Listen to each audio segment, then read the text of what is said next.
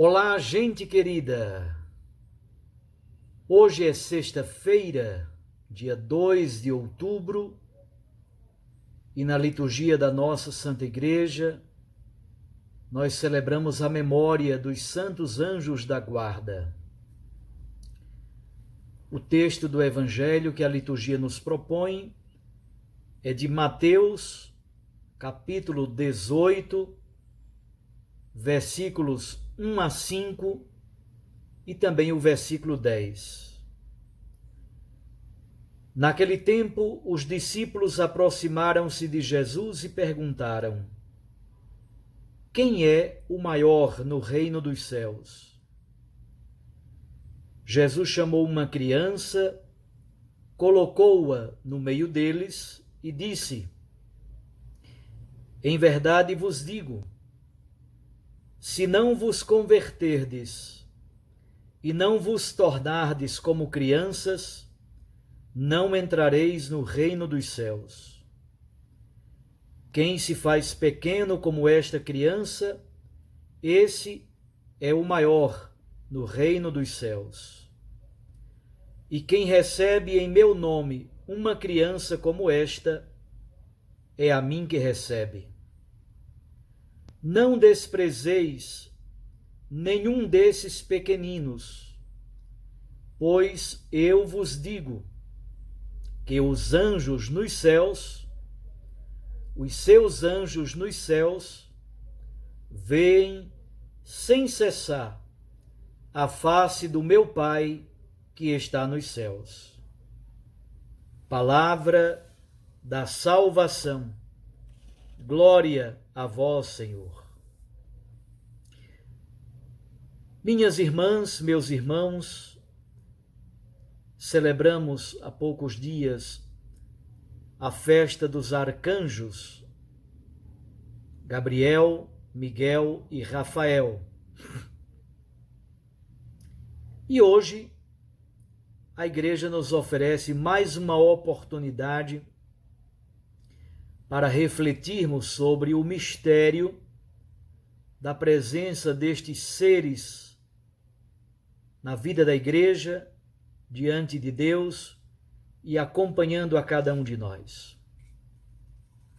Primeiro, olhemos rapidamente o trecho do Santo Evangelho. Esse trecho é o início do capítulo 18 do Evangelho de Mateus. Como já sabemos, é o famoso discurso sobre a Igreja, o discurso sobre a comunidade, discurso eclesiológico. E todo o discurso de Jesus sobre a Igreja começa com essa pergunta: quem é o maior no reino dos céus? Se percebe que os discípulos, mesmo já estando na companhia do Senhor há algum tempo, os discípulos ainda não compreenderam a lógica do poder de Jesus. A lógica do reino é completamente diferente da nossa lógica humana. E para responder a essa pergunta, quem é o maior? Jesus põe uma criança no meio deles. Esta palavra em grego se diz paidion. A palavra paidion tanto significa criança, o menino, mas também significa criado, significa servo, o servente.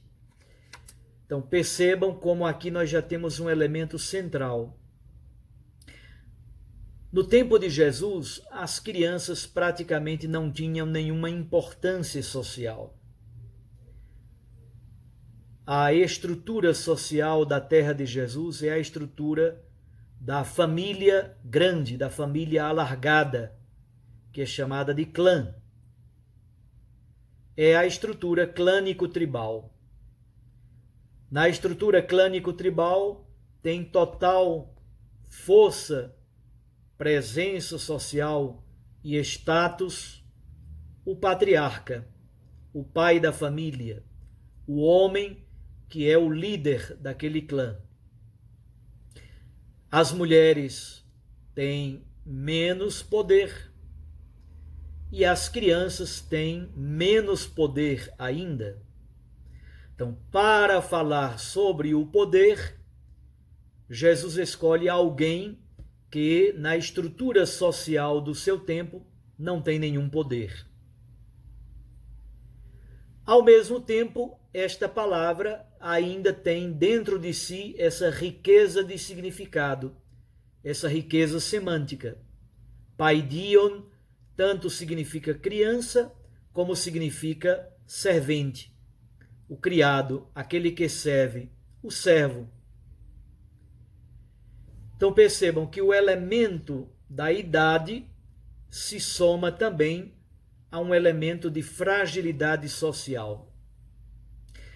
Jesus, então, também na sua reflexão passa do elemento criança, a dimensão da idade, para pequenino, no sentido os últimos dos últimos. Este é o sentido que Jesus quer nos oferecer. Isto é, os pobres, os deserdados, os que não têm poder, aqueles que estão à margem e não participam dos círculos de poder. Estes são os preferidos do reino de Deus. Por isso que Jesus diz: não desprezeis os pequeninos. Tanto os pequeninos crianças, que já eram tão mal vistos e sem nenhum poder no status, na estrutura social de Israel, mas agora Jesus também utiliza a palavra pequeninos no sentido mais amplo. Os pequeninos sociais, aqueles que não têm poder, os que são pobres, os que estão doentes, os impuros, os pecadores, os preferidos de Deus nos evangelhos. Quando a gente olha nos evangelhos para o ministério público de Jesus, ele passou praticamente o seu tempo inteiro ao lado destes. Doentes, endemoninhados, pecadores, impuros, gente de má vida. Estes são os pequeninos de Deus, acolhidos de modo precioso por nosso Senhor Jesus Cristo. Mas Jesus dá uma justificativa no versículo 10 bastante inusitada. Jesus diz: não desprezeis estes pequeninos, porque os seus anjos veem sem cessar a face de Deus. Então, os anjos que protegem estes pequeninos estão diante de Deus dia e noite e sem cessar intercedem pelos pequeninos diante da face, diante da presença de Deus. Aqui está o elemento bonito que nós celebramos na memória de hoje, a memória dos santos anjos da guarda. Também a primeira leitura da liturgia de hoje nos recorda isso, lá no livro do Êxodo, capítulo 23.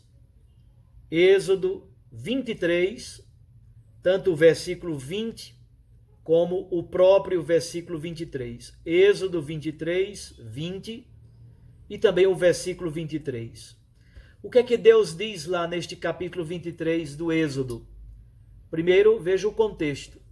Estamos no contexto da aliança no Sinai.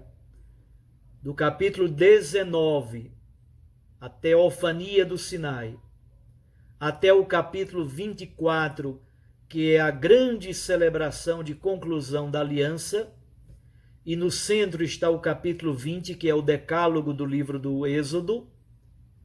Deus diz então no capítulo 23, versículo 20, e também no versículo 23, eu vou colocar um anjo, para que esse anjo vá à tua frente, Israel.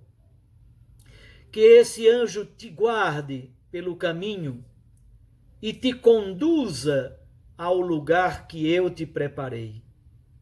Então perceba, Deus oferece um anjo para proteger e para guardar o seu povo, Israel. Como aqui, neste capítulo 18 de Mateus, Deus oferece um anjo para cada pequenino. Por isso chamamos o anjo da guarda. Já na festa de São Gabriel, São Miguel e São Rafael, nós víamos, os anjos são seres espirituais, são seres pessoais, imortais.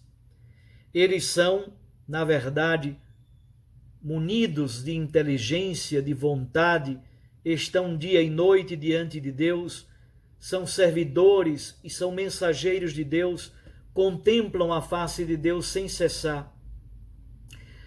Se nós pudéssemos dizer em 3 palavras o que fazem os anjos diante de Deus. Primeiro, é a dimensão do louvor. A liturgia celeste é uma espécie de liturgia celeste e cósmica.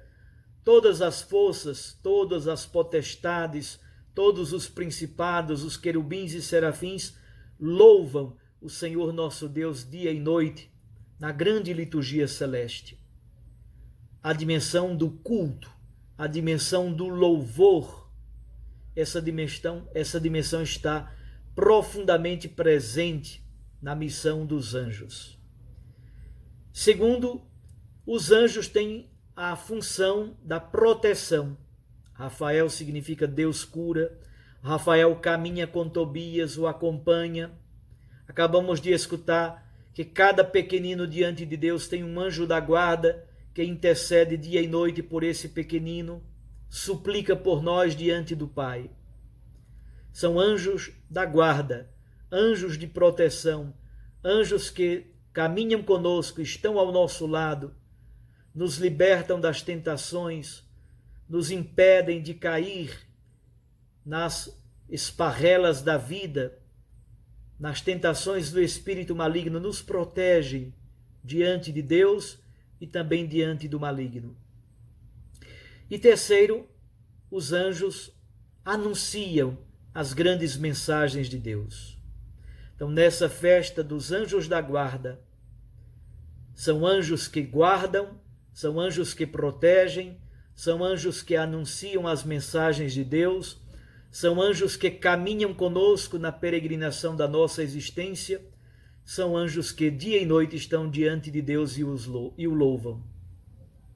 Vamos então pedir ao Senhor neste dia, na festa dos anjos da guarda, que eles intercedam especialmente por nós.